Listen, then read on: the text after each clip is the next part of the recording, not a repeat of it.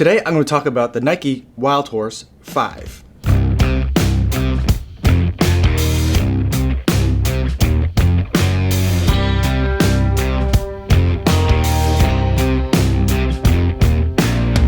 White snow, red sky, reach up for so high. Blue eyes, fake cry, beware of the fox tonight.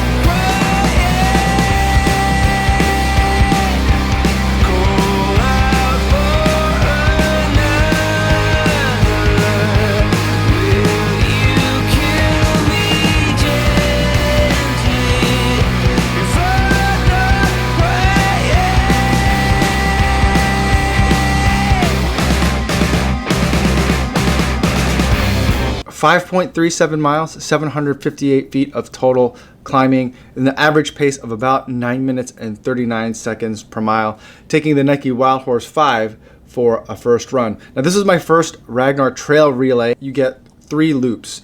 One is a green, one is a yellow, one is a red, and those colors indicate the level of difficulty.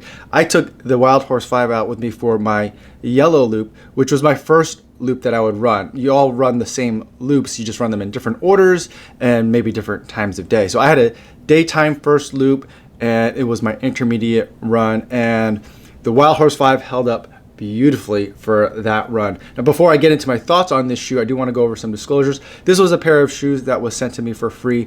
However, no one's paying me to make this video. No one paid me to run in this particular shoe at that event. No money's exchanged hands, and no one got a chance to see any of my footage before it went live on YouTube. I showed some footage of it yesterday, and I'll show more footage of it today. No one got to see any of that or preview any of my thoughts until you guys are getting a chance to hear them now on YouTube. Now with that out of the way, let's talk about what we got in this shoe. This shoe is a trail shoe from Nike, which has Phylon in the midsole, which was an interesting discovery for me.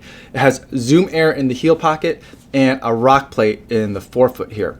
On the bottom underneath the Phylon is super gnarly multi-directional lugged rubber that's supposed to be high abrasion, designed to take up a whole bunch of wear and tear. My understanding is this is the same midsole and outsole combo as last year in the Wildhorse 4. This is my first time running in the Wildhorse series, so this is all new to me. I didn't really know what to expect once I had this shoe out on a trail.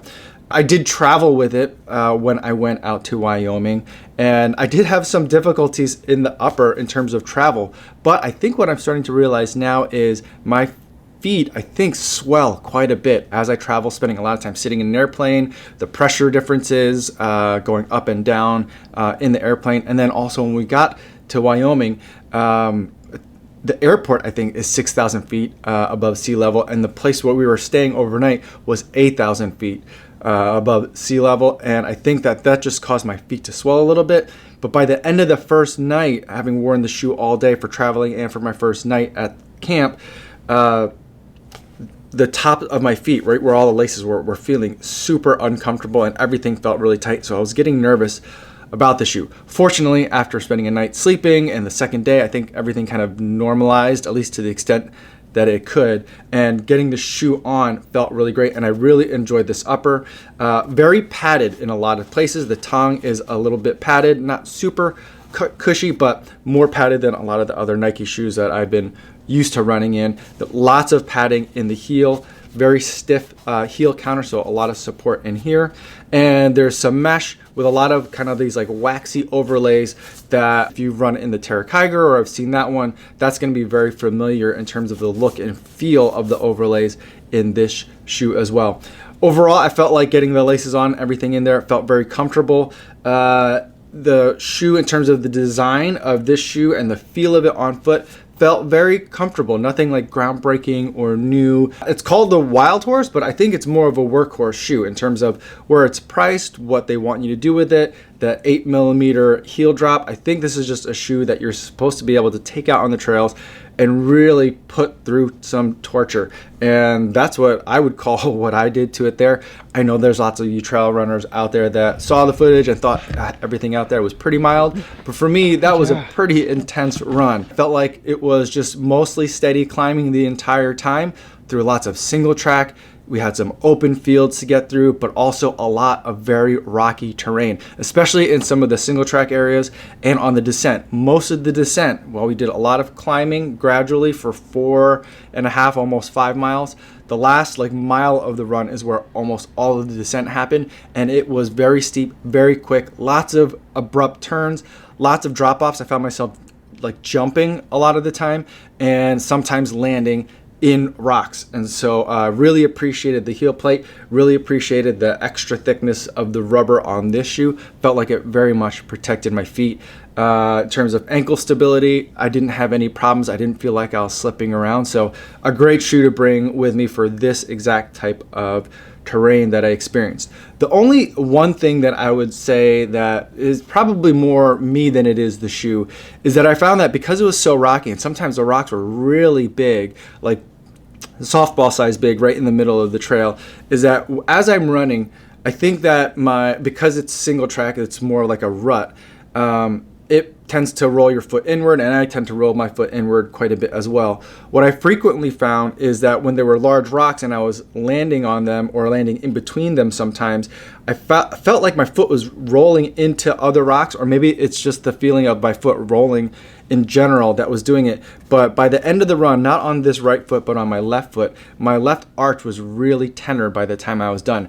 And I couldn't tell if it was that my arches were tired or if that my arches were bruised. So normally if my arches felt tired, I might get in there and do some deep tissue massage. But if it's a bruise, I didn't want to get in there and do deep tissue massage and make it worse. So I just kind of let it alone. By the next run that I had to do, which was in a handful of hours after that, it felt fine. But it was definitely something that I noticed, and my foot definitely felt sore / tired, and I couldn't tell which one it was. Maybe that's just me kind of getting my trail legs and getting used to the different type of terrain that I'm normally used to, which is running at basically low, flat pavement.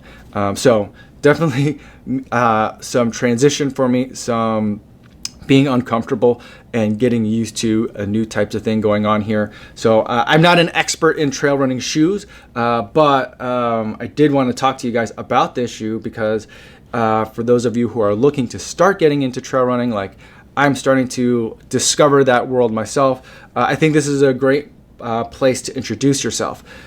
And the reason why I specifically want to talk about it is if I just tried this on in the store, with my background and my limited experience, I wouldn't think that this was all that exciting of a shoe to wear or run in. I would just think it was kind of like, it's fine. It's a shoe. It seems like a little bit heavy. It seems a little bit clunky. But getting it out there for its intended purpose in the kinds of places where I think this shoe is designed to tackle, the shoe is just absolutely great. Most of the time I ran in this shoe, I wasn't thinking about the shoe at all, because it just felt great. It was coming with me. I was trying to push harder, and it was there with me every step of the way. There's probably a lot more room for this shoe to perform than I'm capable of putting it through in terms of putting a shoe through its paces. But that's more a reflection of me than it is the shoe. But the Wildhorse 5 seemed very much at home out in that territory. Now, I will say, as like a side note, I was kind of like invading new territory going to this trail relay over there, and so I spent a lot of time looking at everyone's shoes.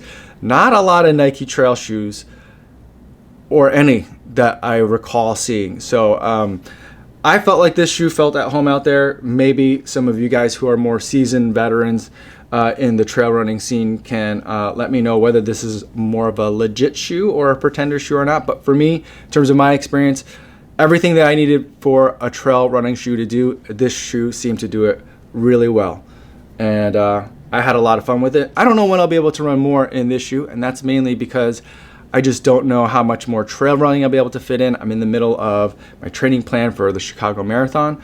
But when I can get up into some hills and some rocky terrain and do some trail running, this is definitely a shoe that I'm going to be bringing with me. So that's all I have in terms of my first thoughts on the Nike Wildhorse 5. If you have experience with it, I'd love to know in the comments what you guys are thinking. And before I go for today, I want to talk about the charity runner for the week. The charity runner for this week is Scott Boatwright, and he's going to be running the Chicago Marathon and raising money for Rising New York Roadrunners, which is a free youth program designed to get kids more active, get them confidence, and appreciate a healthy and active lifestyle. I was happy to donate $70 to his fundraising efforts, and I'll post links in the description in case you'd like to learn more.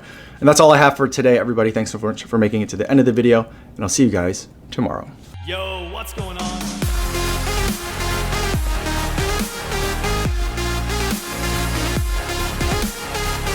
Mako Show! Mako Show, anybody?